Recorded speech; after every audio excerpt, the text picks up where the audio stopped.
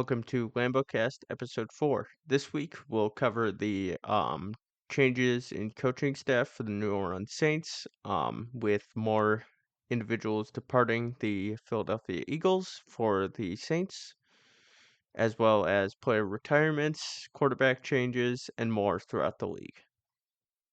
As stated previously, our biggest story of the week is the continued movement of former Eagles offensive and defensive staff to the New Orleans Saints. So that Super Bowl winning team moving uh, coaches from the Super Bowl winning team to the Saints. So Doug Nussmeier, the quarterback's coach of the Eagles, has joined his colleague Kellen Moore with the New Orleans Saints as a new offensive coordinator. So taking over the role that Moore held in Philadelphia with the Saints and moving down there with him.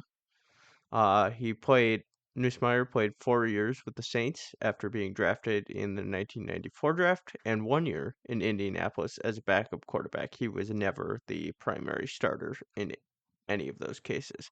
After that time in the NFL, he played with the CFL in 2000, and then took his first coaching job with the same CFL team that he had played for, the BC Lions, in 2001.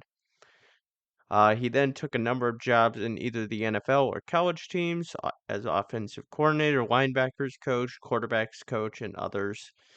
Before his job as the Eagles linebackers, or the quarterbacks coach, rather, he was the quarterbacks coach for the Rams in LA. Together, Moore and Nussmeier combined to create the seventh top scoring offense in the league this year. The Saints offense, by contrast, ranks at 19th in points scored and with the lowest amount of cap space in the league going into the 2025 season. So they don't have a lot of place to play around and add new guys. So they really don't have much, if any, options.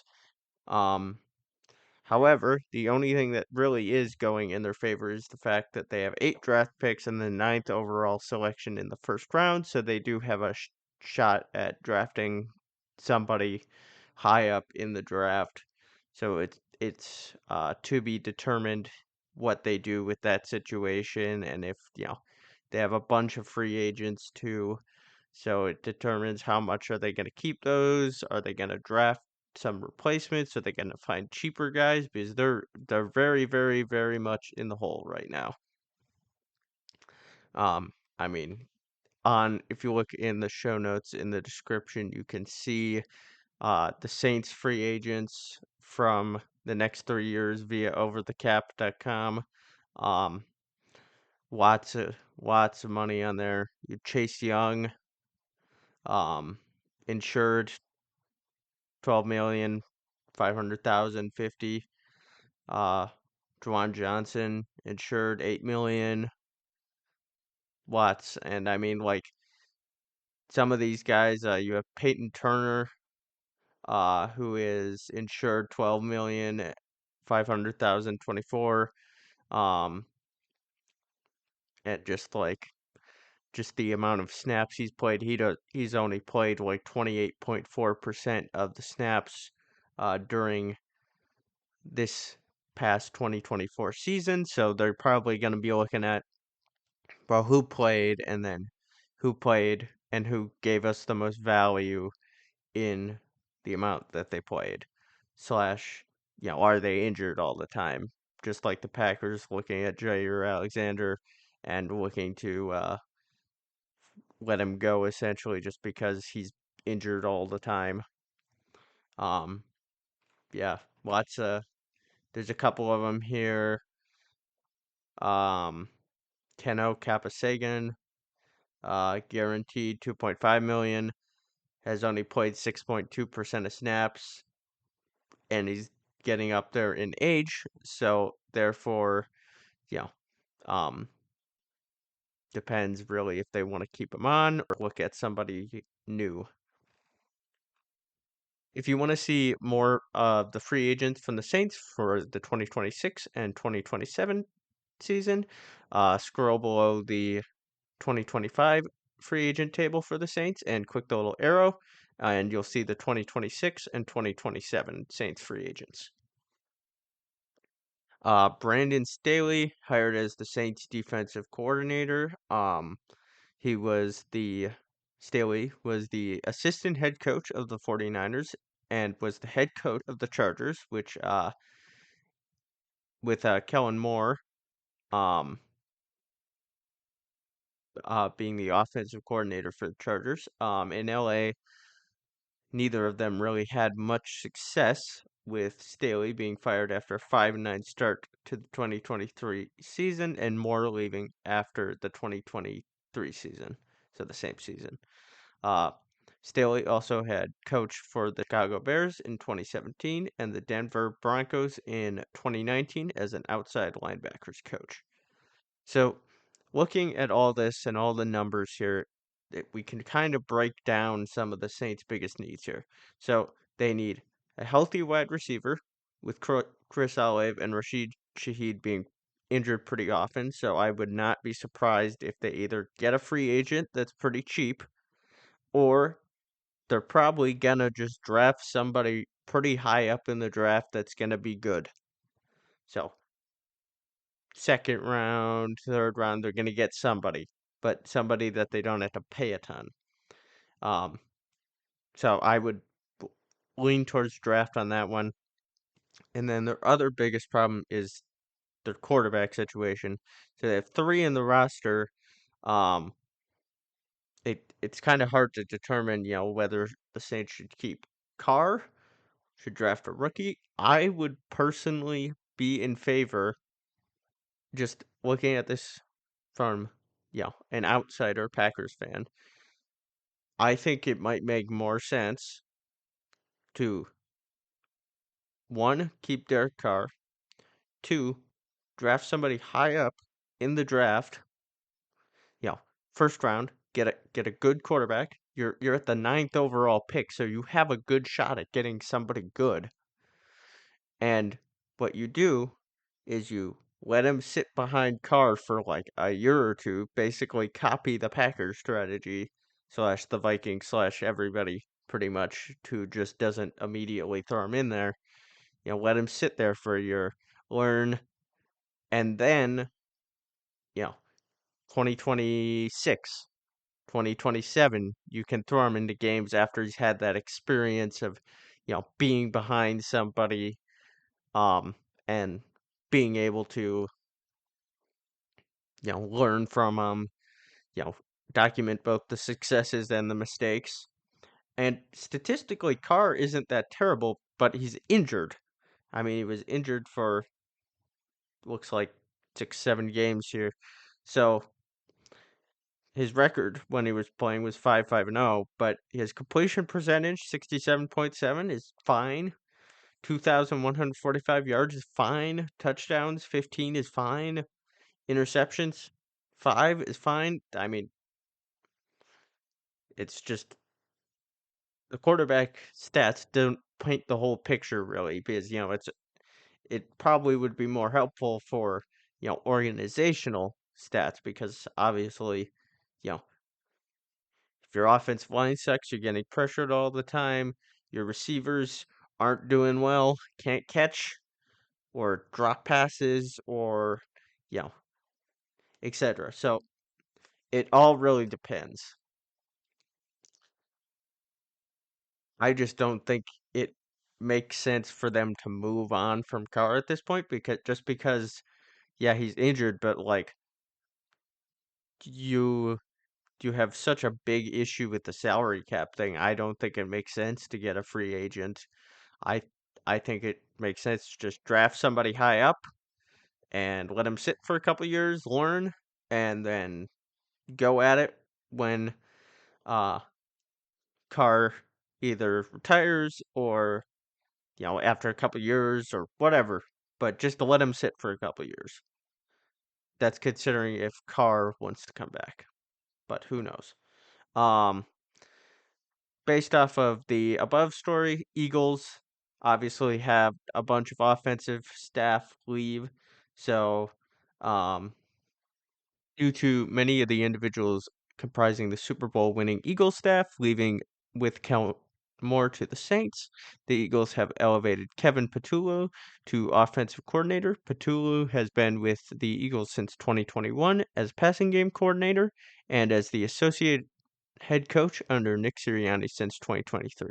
According to NFL.com, the Eagles are expected to hire Parks Frazier, the current offensive assistant for the Miami Dolphins, as Patullo's replacement as passing game coordinator.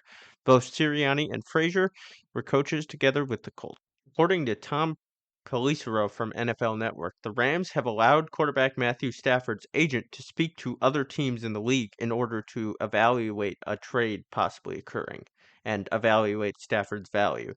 So the Rams are likely doing this in order to gauge the interest in Stafford from other teams in the league as they are determining if they should keep him because he's definitely getting older. And they're determining, if they should resign him or if they should look elsewhere, draft, free agency, etc. So Stafford's guaranteed $49 million, a large amount because he's old, and you never know. Is he going to start declining this year? Is he going to, have a late career resurgence? What? So Stafford's played in 16 NFL seasons. He's 37 years old, so likely only really has a few years left. Um, might be a good fit for a team like the Raiders, which I mean, if you've been following the news about this recently, the Raiders are the top of the list just because they really seemed like they've been turned around pretty recently with the addition of Tom Brady and Pete Carroll. Tom Brady as like an advisory role and just kind of trying to push them forward, and Pete Carroll as an experienced coach, who knows what he's doing, knows how to build a winning program. Um, Even though Stafford's getting older, he did pretty well in the 2024 season, throwing for 3,762 yards, 20 touchdowns, with 8 interceptions, and a 65.8% completion rate. So it remains to be seen if the Rams keep Stafford for a few more years or for him to get traded to another team looking for a quarterback in the short term future. So the Raiders are probably at the top of that list. According to NFL.com, there's a couple other teams that may be interested in Stafford in some capacity. Not sure how realistic all these are, but they're looking for a quarterback, is basically the only caveat on most of these. So Steelers haven't really had any notable success in the playoffs since 2016, and with Wilson and Fields looking for other um, trying to either decide if, they keep Wilson or Fields or do whatever. They may be looking for a short-term change in quarterback. I can't really see it personally because, Fields is still pretty young. Um, so it wouldn't make sense to me unless they're doing for like a kind of mentorship situation that I could see, but like I don't see them cutting um Fields for Stafford. But I mean, I could be wrong. Uh, the Giants, if the Giants don't want to use their third overall all draft pick on a rookie quarterback, which could obviously turn into a liability, they get a dud and are like, well, we got to play with this guy for an entire year. So with increasing pressure on the senior Giants staff to get results after a couple disappointing seasons, Stafford might be a good choice to kind of man the ship for a while. And the Raiders, as we had mentioned earlier, and the Vikings, this is probably the most stretched of all of them, is that Darnold or JJ McCarthy will head the organization. But if Darnold decides not to return to the Vikings, Kevin O'Connell may wish to trade for Stafford to either head the Vikings or to back up McCarthy.